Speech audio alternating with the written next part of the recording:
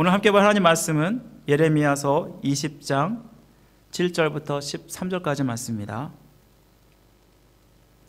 예레미야서 20장 7절부터 13절까지의 말씀, 제가 가지고 있는 성경으로는 구약 성경 1082면에 있습니다.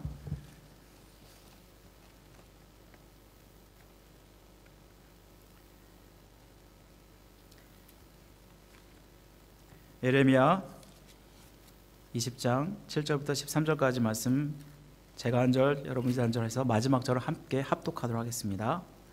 제가 먼저 읽겠습니다. 여호와여, 주께서 나를 권유하심으로 내가 그 권유를 받았사오며 주께서 나보다 강하사 이기셨으므로 내가 조롱거리가 되니 사람마다 종일토록 나를 조롱하나이다.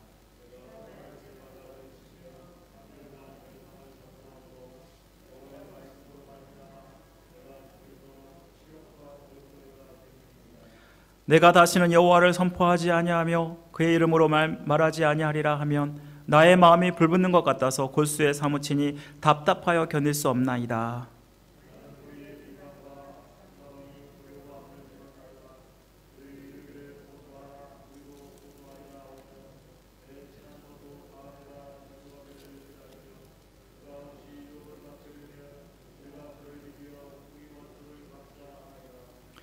그러하오나 여호와는 두려운 용사 같으시며 나와 함께 하심으로 나를 박해하는 자들이 넘어지고 이기지 못할 것이오며 그들은 지혜롭게 행하지 못함으로 큰 치욕을 당하오리니 그 치욕은 길이 잊지 못할 것이니이다.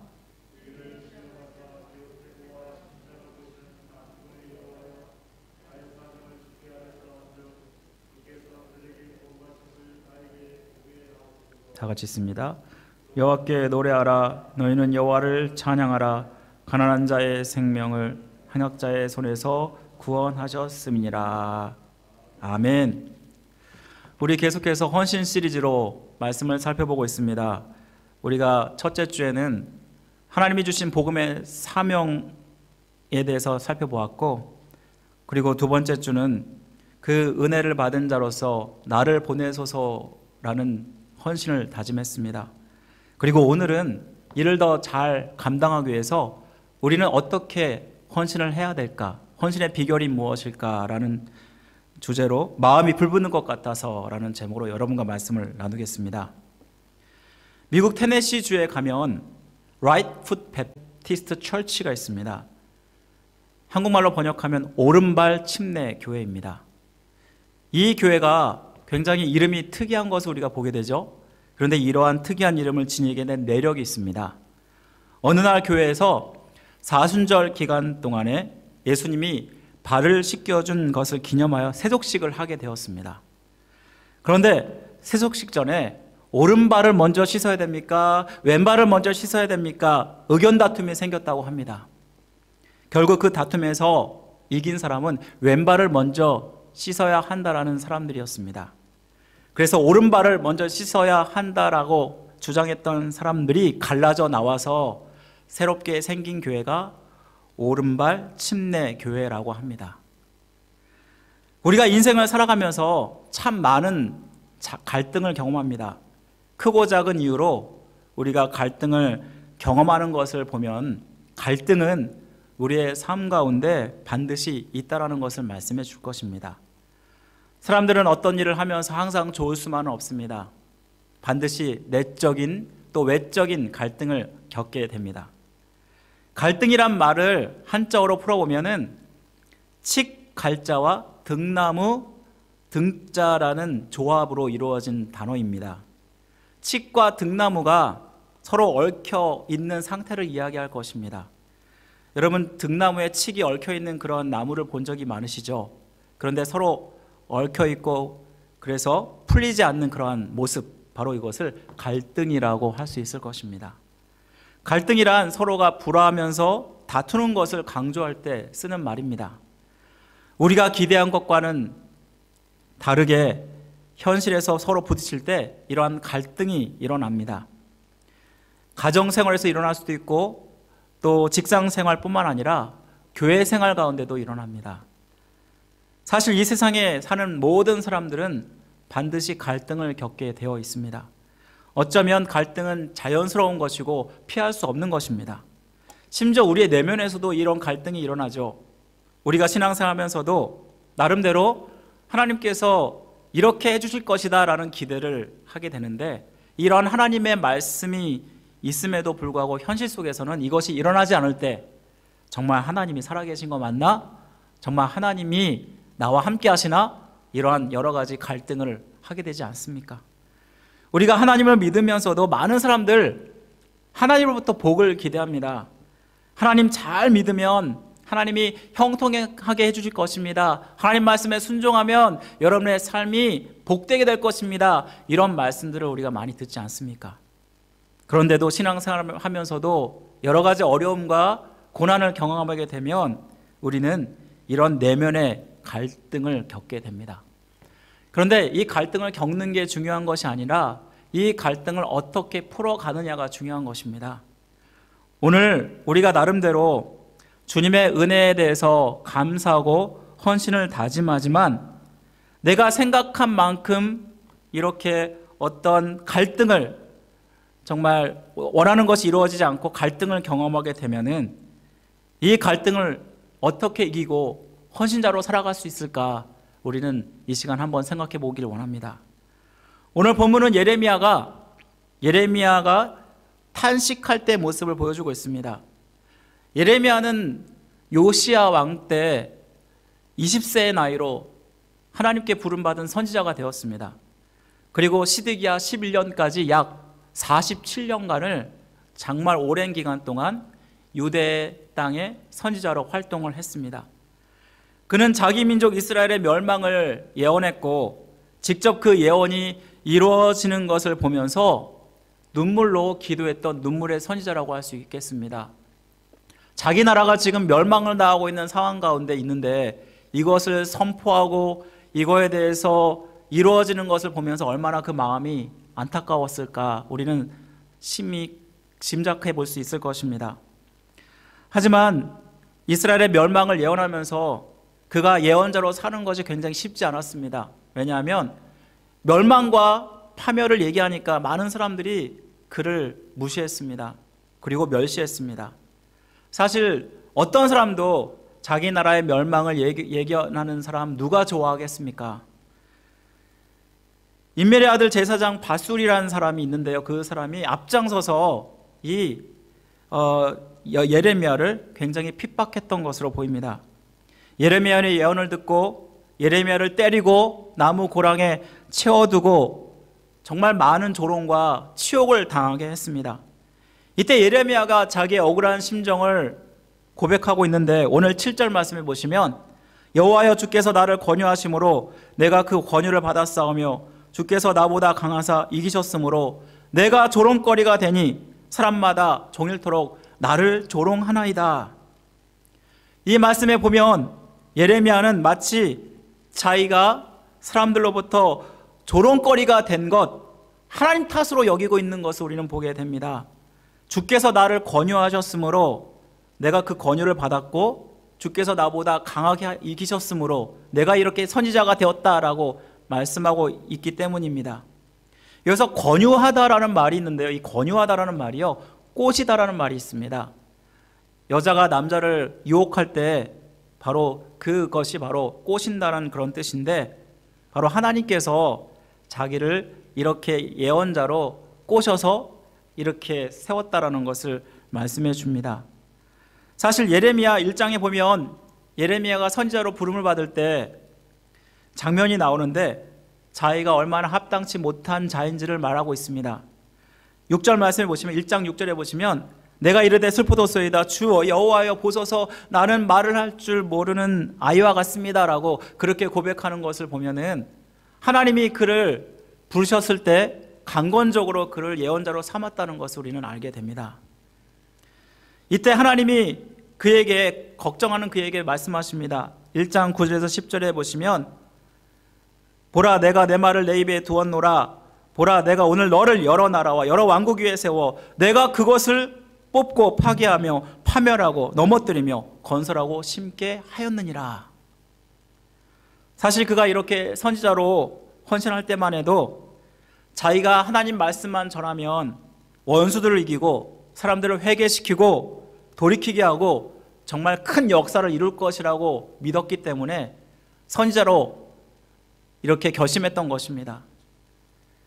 그런데 이 예레미야는 자기가 하나님께 기대한 대로 현실에서 이런 것이 이루어지지 않습니다. 오늘 8절에 보시면 내가 말할 때마다 외치며 파멸과 멸망을 선포함으로 여호와의 말씀으로 말미암아 내가 종일토록 치욕과 모욕거리가 되나이다 라고 말씀하고 있습니다. 사실 예레미야가 잘못한 것이 없습니다. 하나님께서 선지자로 세우셨고 말씀을 전하라고 해서 말씀을 전한 것뿐입니다. 하지만 이 예언 때문에 수년간 조롱과 모욕을 당하자 하나님께 자기의 억울함을 호소하고 있는 것입니다. 그것도 자기가 가장 친하다고 믿었던 가장 친한 벗으로부터도 배반을 당합니다. 10절에 보시니까 내 친한 벗도 다 내가 실족하기를 기다리고 그가 혹시 유혹을 받게 되면 우리가 그를 이기어 우리 원수를 갚자 하나이다 하면서 자기가 처한 상황들이 얼마나도 힘들고 곤란한 상황인가를 말씀하고 있습니다. 이 말씀에 보면 예레미야가 하나님의 일을 하면서 그의 상황과 형편이 결코 녹록지 않았다는 것을 말씀해 줍니다. 심지어 주변 사람들의 핍박과 박해를 받으면서 그가 얼마나 억울했을까, 얼마나 낙심되고 얼마나 갈등을 하고 있을까 우리는 쉽게 생각해 볼 수 있습니다. 이 말씀을 통해서 우리가 깨닫는 것이 있는데 우리가 기대한 것과 실제가 다를 수 있다는 것입니다. 생각으로는 그 상황이 다 될 수 있는 것처럼 보이지만 실제가 되면 그렇지 못하다는 것입니다. 더구나 하나님의 일을 신실하게 하다가 억울한 일을 우리가 당하게 되면 여러분 어떻게 될까요? 이 상황 때문에 내가 이렇게까지 하나님의 일을 해야 하나? 이런 생각까지 들 때가 있습니다. 그러면서 그 사역을 포기하고 싶고 교회 다니는 것도 그만두고 싶고 그런 생각이 들 때가 우리 가운데 있다는 것입니다. 우리가 이미 이 길이 어렵다고 힘들다고 하는 말씀을 들었습니다. 주님이 우리에게 갖고자 하는 그 구원의 길이 결코 넓은 길이 아니라 좁은 길이라고 말씀하셨고 나의 십자가를 지지 아니하고는 이 길을 갈 수 없고 그리고 십자가를 지지 않는 사람은 나와 상관이 없다라고 말씀하셨기 때문에 이 길이 분명히 어렵다는 것을 여러분 분명히 알았을 것입니다. 그리고 우리는 처음에 은혜를 받을 때 하나님 제가 이 은혜 때문에 하나님께 나의 생명까지 다 드리겠습니다. 비록 이 길이 어렵고 힘들더라도 십자가의 길일지라도 제가 이 길을 기꺼이 가겠습니다. 여러분 그렇게 헌신하지 않았습니까? 그런데 실제적으로 현실이 되면은 온전히 헌신하지 못하는 나의 모습, 우리의 모습을 발견하게 되지 않습니까? 베드로가 그랬습니다. 베드로가 예수님께서 십자가를 진다고 하시니까 그리고 너가 나를 부인하게 될 것이라고 말씀하니까 저는 절대로 하나님을 버리지 않겠습니다. 주님을 절대로 버리지 않겠습니다. 그렇게 결심하고 또 결심하는 모습을 보게 되지 않습니까? 그런데 실제적으로 이런 일이 일어나니까 베드로가 어떻게 합니까? 예수님을 3번이나 부인하고 결국은 배반하는 일들을 하게 되지 않습니까? 예수님을 향한 의리를 지키는 것보다 당장 눈에 처한 죽음과 고난이 더 두려웠기 때문에 하나님을 배반하는 모습이 베드로 가운데 있음을 보게 됩니다. 바로 이러한 모습이 우리의 모습은 아닌가요? 우린 나름대로 하나님께서 주신 그 은혜가 너무나 커서 나를 하나님께 다 드리겠습니다. 열심히 주의 일을 위해서 나의 생명까지도 드리겠습니다. 그리고 주님이 주신 사명 어떻게든지 끝까지 잘 감당하겠습니다. 여러분 처음에 그렇게 고백하지 않으셨나요?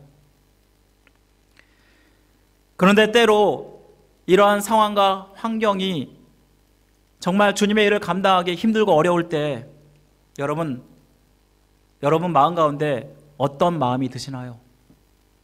이것 때문에 실망하고 낙심하고 또 이것 때문에 나름대로 다 드린다고 했지만 제가 꼭 이 일을 해야 됩니까? 정말 주님을 이렇게까지 믿어야 됩니까? 여러분 마음 가운데 이러한 마음이 들면서 여러분의 열심이 식어졌고 또 여러분의 헌신이 식어져 있지는 않습니까? 저도 목회를 시작할 때만 해도 부름받아 나서님은 어디든지 가오리다 그렇게 결심했습니다. 제가 이전에 사진을 보니까 여러 목사님 앞에서 제가 그런 결심 어린 마음을 가지고 목사님들 앞에서 이렇게 안수받는 그 사진을 보았습니다. 그런데 막상 이렇게 목회를 실질적으로 하면서 목회를 해보니까 정말 현실은 녹록지 않고 목회하는 것은 정말 힘들다는 것을 깨닫게 됩니다. 그러면서 나의 초심이 흔들릴 때가 참 많습니다. 정말 제가 이렇게까지 목회 길을 가야 합니까? 주님, 저 부르신 거 맞습니까? 이런 생각이 들 때가 한두 번이 아닙니다. 사랑하는 성도 여러분, 신앙생활에서 반드시 하나님께 드리는데 정말 어렵고 힘든 상황들이 반드시 여러분 가운데 찾아옵니다. 그리고 어쩌면 여러분 가운데 지금 현재 이런 일들을 경험하고 있으신 분들도 있을 것입니다.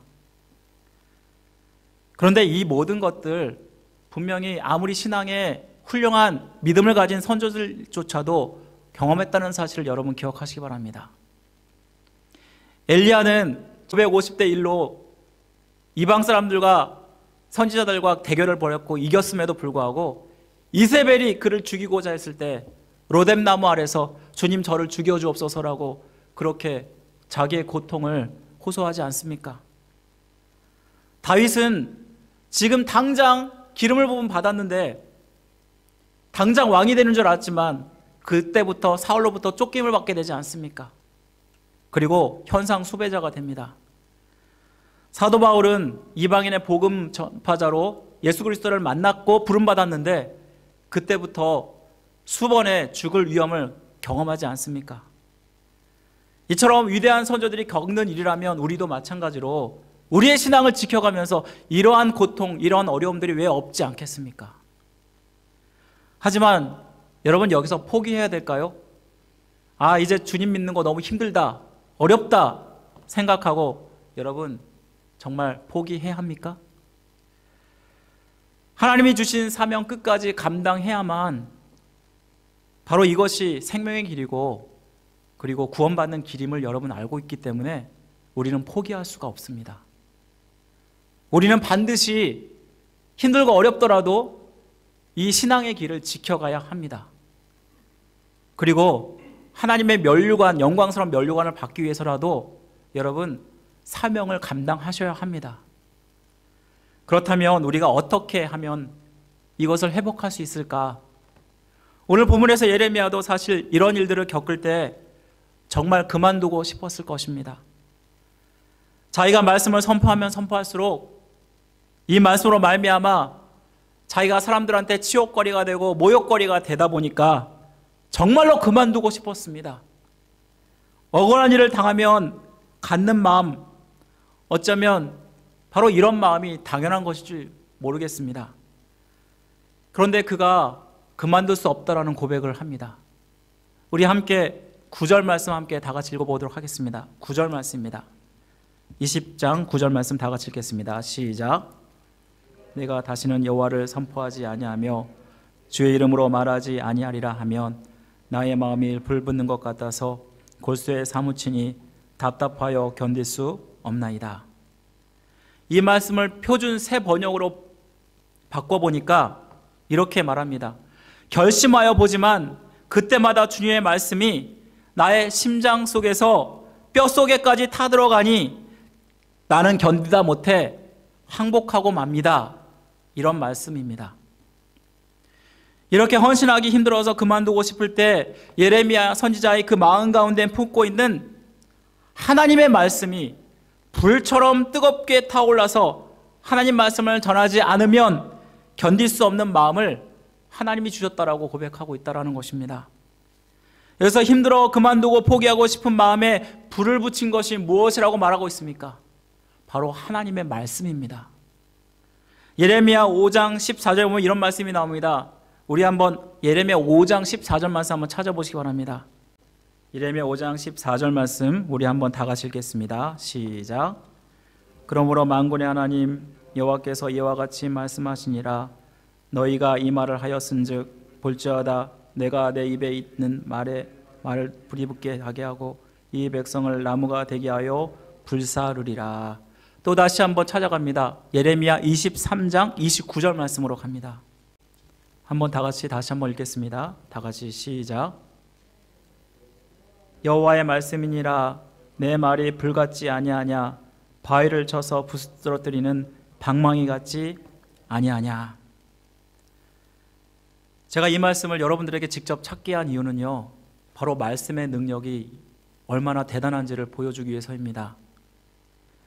하나님 말씀을 받고 믿는 사람, 하나님 말씀이 불같이 우리들의 마음 가운데 역사한다는 것을 말씀해 줍니다.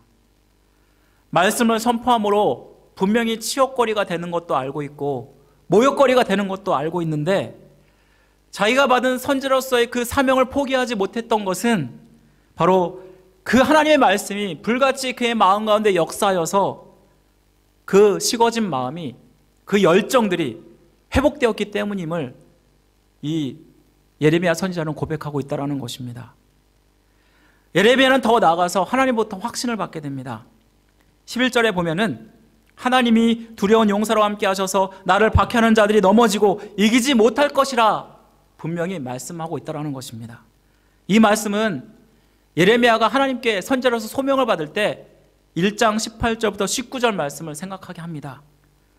보라, 내가 오늘 너를 그 온 땅과 유대 왕들과 그 지도자들과 그 제장들과 그 땅 백성 앞에 견고한 성읍, 쇠기둥, 노성벽이 되게 하였은즉 그들이 너를 치나 너를 이기지 못하리니 이는 내가 너와 함께하여 너를 구원할 것임이니라. 여호와의 말씀이니라. 이 말씀을 선포할 때 분명히 조롱과 비난을 받았습니다. 하지만 아무것도 상황은 바뀐 것이 없지만 그의 시각과 그의 생각들은 바뀌었습니다.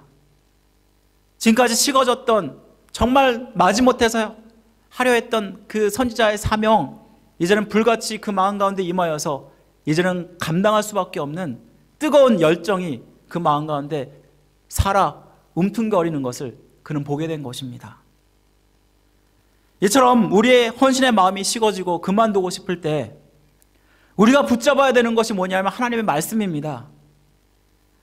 히브리서 4장 12절 말씀은 이렇게 말합니다. 하나님 말씀은 살아야 운동력이 있어서 골수와 관절을 다 쪼갠다라고 말씀합니다. 그만큼 말씀이 하나님의 말씀이기 때문에 그 어떤 것도 우리를 변화시키지 못하지만 오직 하나님 말씀은 나를 새롭게 하고 나를 변화시킬 수 있음을 말씀하고 있다는 것입니다. 여러분, 차가워진 물이 뜨거워지기 위해서 차가워진 물 자체가 뜨거워질 수 있나요? 없나요? 결코 없습니다. 반드시 거기에는 외부적인 힘, 바로 불을 가해야 합니다. 불을 가할 때만 이 불이 활활 타올라서 이 물을 뜨겁게 만들 수 있는 것입니다. 이와 마찬가지로 우리의 식어진 마음, 우리 스스로 결코 회복될 수 없습니다. 하나님 말씀이 우리 가운데 임할 때 이 말씀이 여러분의 식어진 마음을 회복시키고 그 열정을 다시 불일듯 일으킨다는 것을 말씀해 준다는 것입니다. 이 세상 그 어느 것도 헌신이 없으면 어떤 것도 세워질 수가 없습니다. 겉으로 보기에는 화려한 업적과 그리고 겉모습만 보면 그냥 이루어진 것처럼 보이지만 거기에는, 그 뒤에는 누군가의 땀과 누군가의 눈물과 누군가의 헌신이 있었기 때문에 그 모든 것들이 세워진 것입니다. 우리의 교회도 마찬가지입니다. 우리 교회가 온전히 세워지는 것은 누군가의 헌신이 있을 때 세워지는 것이지, 아무도 헌신하지 않는다 한다면 결코 교회는 온전히 세워질 수 없다는 것입니다. 로마서 11장 29절 이렇게 말합니다. 하나님의 은사와 부르심에는 후회가 없느니라. 하나님께서 여러분을 하나님의 사람으로 부르시고 헌신의 자리로 부르신 것은 바로 거기에는 분명히 하나님의 뜻이 있다는 것입니다. 그리고 여러분들이 이것을 잘 감당할 줄 알고 여러분들께 맡긴 것입니다. 그런데 헌신하다 보니까 어떤 어려움과 생각지 못한 그러한 힘든 것들이 찾아올 때 우리의 마음이 식어지고 나태해지는 것을 우리는 경험하게 됩니다. 그때 여러분 무엇을 붙잡고 계십니까? 정말로 우리가 붙잡아야 되는 것은 바로 하나님의 말씀입니다.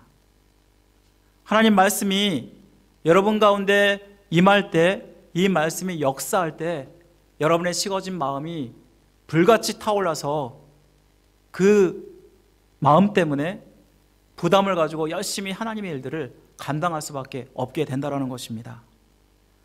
사랑하는 성도 여러분, 지금 여러분의 마음은 어떻습니까? 하나님께 헌신하려 하니까 정말 여러분의 마음이 불같이 타올라 그렇게 하나님께 온전한 헌신을 드리고 있습니까? 아니면 너무나 부담스러워서 그리고 너무나 식어져서 하나님 더 이상 저는 그만하고 싶습니다, 이렇게 뒷걸음을 치고 계십니까? 하나님은 여러분의 사정과 형편을 너무나 잘 아십니다. 그럼에도 불구하고 하나님이 예레미야가 역사하셨던 것처럼 여러분의 사정을 다 봐가면서 여러분에게 주신 사명을 포기하라고 말씀하지 않으십니다. 오히려 하나님께서는 여러분의 마음에 불을 붙이셔서 여러분이 더 하나님의 사명에 온전히 사용되기를 원하신다라는 것입니다. 이렇게 예레미야의 마음에 불길 같은 마음이 타올랐을 때 그가 어떻게 합니까? 다시는 사람에게 휘둘리지 않고 그 결과를 하나님께 맡기게 됩니다. 오늘 13절에 보시면 하나님께 자기의 대적을 보복하게 해달라고 기도를 합니다. 또 14절에 보시면 하나님께서 행악자에게 구원하실 것을 확신하면서 찬양하고 있는 모습을 우리는 보게 됩니다. 사랑하는 성도 여러분, 하나님이 맡기신 사명, 이왕 하는 사명이라면, 이왕 하는 헌신이라면 여러분 잘 감당하기 위해서 하나님 말씀을 붙잡으시기 바랍니다. 말씀을 통해서 마음에 불이 붙으면 이러한 사람 주의 일에 열정으로 헌신하는 사람이 됩니다. 평생 하나님 말씀이 여러분 마음 가운데 타올라서 정말 하나님이 사용하시는 귀한 하나님의 사람이 되기를 간절히 원합니다. 하나님이 기뻐하시는 헌신을 드림으로 말미암아 여러분의 인생이 세워지고 또 교회가 세워지고 또 수많은 주변의 사람들이 세워지는 역사가 일어나기를 주님의 이름으로 간절히 축원드립니다. 기도하겠습니다. 사랑하는 우리 하나님 아버지, 감사합니다. 오늘 말씀을 통해서 하나님께서 우리에게 원하시는 것이 무엇인지를 깨닫습니다. 이 땅 가운데서도 우리가 헌신하지 않을 때 결코 어떤 것도 세워줄 수 없는데 하나님의 나라를 위해서 주님은 우리를 헌신자로 부르셨음을 깨닫습니다. 그런데 우리가 주님의 일에 온전한 헌신을 드리지 못하고 우리의 마음은 부담스럽고 형식적이고 식어진 마음이 되어버리진 않았습니까? 아버지 하나님, 우리 성들의 마음 가운데 말씀의 불을 붙여 주옵소서. 말씀이 역사하셔서 하나님이 원하신 뜻을 깨닫게 하여 주시고 분명히 말씀이 역사하셔서 이 말씀을 온전히 이루어질 것을 믿고 확신하며 주님을 온전히 높여드리는 우리 성도들 될 수 있도록 도와주시길 원합니다. 남은 평생 주를 위해 살기를 다시 한번 결단하는 자가 되게 하여 주옵소서. 주님 앞에 설 때에 정말로 잘했다 칭찬받는 자들 되게 하여 주옵소서. 하나님이 찾으시는 사람이 될 수 있도록 은혜 베풀어 주시기를 간절히 원합니다. 오늘 하루도 주님 은혜 가운데 함께 하시며 이 말씀 기억하게 하시고 한 주간도 이 말씀으로 승리하는 귀한 하루 될 수 있도록 역사하여 주옵소서. 모든 것 주님께 부탁드리고 맡겨오며 우리를 죄에서 구원하신 예수 그리스도의 이름으로 간절히 기도드립니다. 아멘.